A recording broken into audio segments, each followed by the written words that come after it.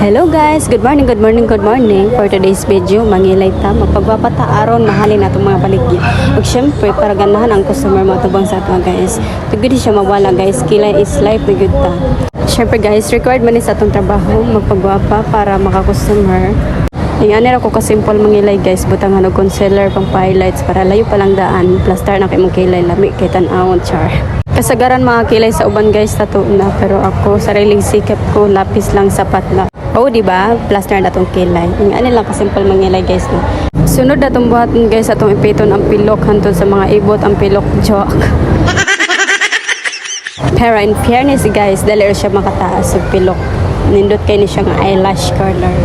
Atong papulahon atong lips guys para matagpulahan nga isda joke.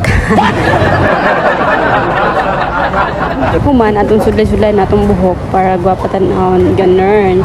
Pretty chick, thank you for watching.